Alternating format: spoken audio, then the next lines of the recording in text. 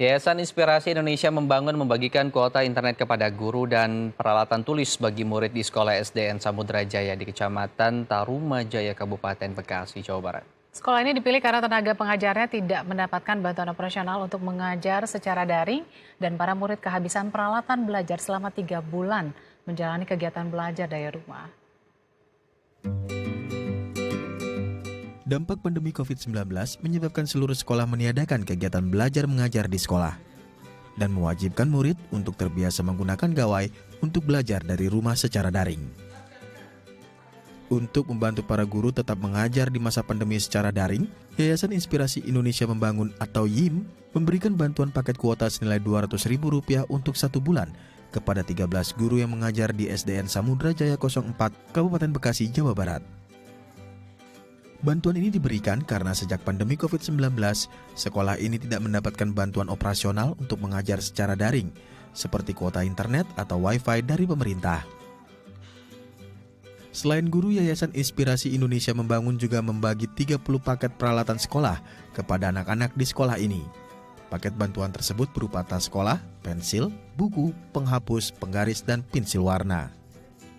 Lantas seperti apa gerakan sosial berbagi kuota internet untuk pendidikan jarak jauh yang selama ini telah dilakukan oleh Yayasan Inspirasi Indonesia Membangun? Kita telah terhubung dengan Program Manajer YIIM, Mbak Mia Rosmiati. Selamat pagi, Mbak Mia. Halo, selamat pagi, Mas Selamat pagi, oke. Imam dan Mbak Tinsy. Selamat pagi Mbak Mia. Betulnya aksinya cukup menarik dari aksi sosial yang lain karena fokus terhadap pendidikan dan ini sesuai banget dengan program yang sedang dijalani oleh kementerian kita, Dan yaitu sesuai program dengan kebutuhan guru-guru juga. betul ya? sekali, itu program pengajaran jarak jauh dengan berbagi kuota. Nah, sebetulnya gimana sih sistem distribusinya dan di sistem pembagiannya, apakah ada seleksi khusus dan berapa besaran kuota yang dibagikan untuk setiap sekolah atau setiap guru?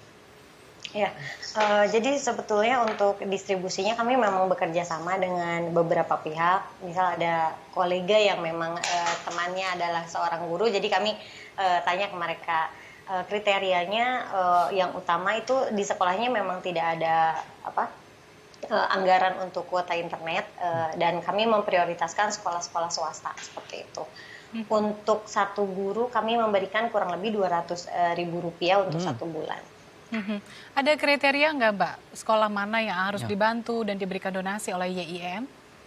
Kalau untuk kriteria sekolah mananya, palingan kami hanya fokus ke sekolah tersebut tidak memiliki anggaran kuota internet gitu aja. Dan kami memprioritaskan untuk sekolah-sekolah yang swasta gitu. Karena kan mereka mengandalkan pembiayaannya dari iuran siswa seperti itu. Sementara di masa sulit ini ada banyak kasus orang tua siswa kesulitan untuk membayar SPP seperti itu sih. Oke. Ini penyalurannya langsung teman-teman dari YIM berkunjung ke lokasi tersebut kah? Atau bisa secara virtual saja? Karena kita tahu hanya sebatas kuota, kita bisa mengisian secara daring seperti itu. Ya, ada beberapa sekolah yang memang kita turun langsung, ada juga sekolah yang hanya virtual aja. Misal ada sekolah yang kami hanya bantu kuota internet, jadi kami tidak datang langsung ke sekolahnya gitu, itu hanya virtual seperti itu aja. Tapi kalau misalnya ada bantuan paket alat tulis, kami harus ke lokasi juga seperti itu. Sejauh ini yang sudah disalurkan lokasi sekolahnya yang sudah diberikan untuk bantuan baik alat tulis maupun kuota internet itu kepada guru-guru atau sekolah-sekolah di mana? Untuk total dari bulan Mei sampai Juni kemarin itu ada di DKI Jakarta itu di seluruh wilayahnya ya, mulai dari Jakarta Pusat, Timur, Barat sampai Selatan itu juga kami kasih bantuan. Juga di Kota Tangerang, Kota Bogor, Depok dan juga Kabupaten Bekasi. Dan ternyata ada di Jakarta juga ya. Iya. Saya pikir malah justru Betul. tidak ada di Jakarta karena kan biasanya daerah yang paling butuh ya. Ada alasan khusus ya kenapa? Karena kita tahu juga justru beberapa keluhan di media sosial, warganet, baik orang tua ataupun guru mengeluhkan di daerah-daerah terpencil itu justru mereka membutuhkan kuota lebih. Ya katakan jaringan ada lah gitu, beberapa provider sudah menyediakan, tapi kuota ini sebetulnya yang menjadi mahal di sana gitu. Adakah alasan khusus kenapa akhirnya hanya berfokus di Jabodetabek saja? Ya sebetulnya karena memang secara kalau misalnya kita mau ngasih keluar daerah di Jakarta sebetulnya kita juga pengen.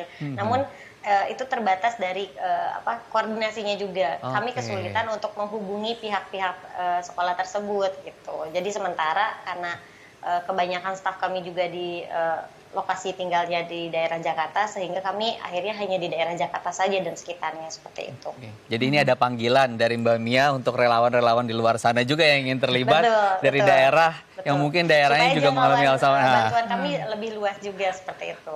Nah, tadi kan katanya panggilan dari relawan-relawan. Nah, siapakah relawan tersebut yang mau mendonasikan uangnya untuk kepentingan pendidikan kita?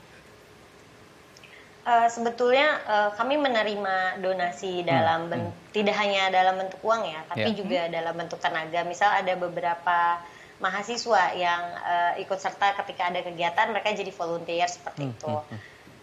Oke, oh jadi sejauh ini mahasiswa yang banyak terlibat. Untuk Betul, daerah mana betul. saja? Masih sebatas Jabodetabek atau sudah ada Betul, komunikasi dengan mahasiswa di daerah-daerah lain? Masih sebatas Jabodetabek saja. Ini proses pendaftarannya seperti apa, Mbak? Untuk pemirsa dari TV juga yang ingin mungkin nanti terlibat di daerah-daerah lain, ada proses khusus atau tahapan khusus kah untuk mereka yang ingin terlibat membantu kegiatan teman-teman? Sebetulnya tidak ada proses khusus ya, hanya tinggal lihat saja di websitenya YIM. Itu nanti tinggal mengisi formulir dan lain sebagainya, seperti itu aja sih. Kami juga tidak ingin tidak ingin mempersulit ketika orang ingin berbuat baik seperti itu. Tadi kan katanya selain kuota juga ada alat tulis. Kenapa pilihannya alat tulis, Mbak Mia? Iya, jadi itu kan hasil koordinasi juga dengan beberapa pihak. Ada beberapa sekolah yang mengatakan bahwa selain siswa itu di rumah juga mereka tetap belajar seperti biasa gitu. Makanya kami tetap memberikan bantuan alat tulis untuk siswa. Karena mereka tetap belajar seperti biasa. Ada juga bahkan misal sekolahnya yang mereka tidak melalui online gitu. Jadi si orang tua siswa tetap datang ke sekolah untuk mengambil tugas dari sekolah, terus kemudian dibawa pulang. Nanti orang tua siswa juga yang mengantarkan hasil kerjaan muridnya ke sekolah seperti itu. Ada yang seperti itu. Makanya kami juga tetap membagikan bantuan alat tulis seperti itu. Jadi cukup ya mengantarkan langsung ya, padahal sekarang juga sebetulnya bisa difoto betul. saja dan dikirimkan secara virtual. Tapi begini Mbak Mia, kalau saya lihat di visual tadi sebenarnya Mbak Mia ikut berkunjung, teman-teman juga ikut berkunjung ke lokasi. Cerita apa atau keluhan apa yang kerap disampaikan oleh para guru dan juga wali murid di sana terkait dengan ya khusus program pengajaran jarak jauh ini deh yang sudah berlangsung kurang lebih 3 bulan? Iya, mereka tentunya mengeluhkan soal gagap teknologi ya, misal dari orang tua siswanya sendiri, bagaimana mereka harus mendownload seperti itu. Itu ada masalah teknis di orang tua siswa juga tidak ada kuota internet untuk mendownloadnya seperti itu. Ada juga permasalahan dari gurunya, misal sinyalnya yang jelek kah, atau misal guru juga tidak bisa menggunakan Google Meet atau misal Zoom seperti itu, sehingga pengajaran jarak jauh melalui daring ini tidak bisa efektif gitu. Makanya ada beberapa sekolah juga yang akhirnya memutuskan untuk ya sudah kita kasih tugas saja, nanti orang tua yang mengambil seperti aja gitu. Makanya ada beberapa sekolah yang menolak untuk dikasih bantuan kuota internet gitu, karena memang mereka tidak mengajar secara daring. Ya, jadi manual masih ada ya Iya, ternyata masih yang berlangsung ada. manual seperti itu. Dan menjadi catatan adalah itu di Jabodetabek ya. Tidak jauh dari ibu kota sebetulnya, masih ada seperti itu gitu.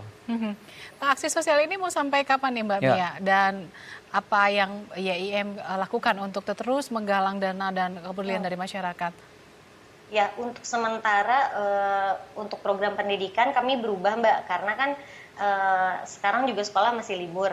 Rencananya di bulan ini kami akan melakukan pembangunan sekolah di wilayah Sulawesi dan juga bantuan buku-buku bacaan untuk sekolah-sekolah di daerah Pulau Samosir. Selain itu, kami juga akan melanjutkan program-program kegiatan kami yang tertunda di awal itu. Setelah pandemi kan ada beberapa program yang tertunda karena kebijakan PSBB. Nah, untuk bulan Juli ini kami akan memulai melakukan lagi kegiatan-kegiatan tersebut, namun tetap dengan protokol kesehatan yang ada. Oke, baik. Kemudian ada satu pertanyaan bagaimana pengawasan? Karena kita lihat kuota bisa digunakan untuk apa saja, bahkan tidak untuk pendidikan gitu.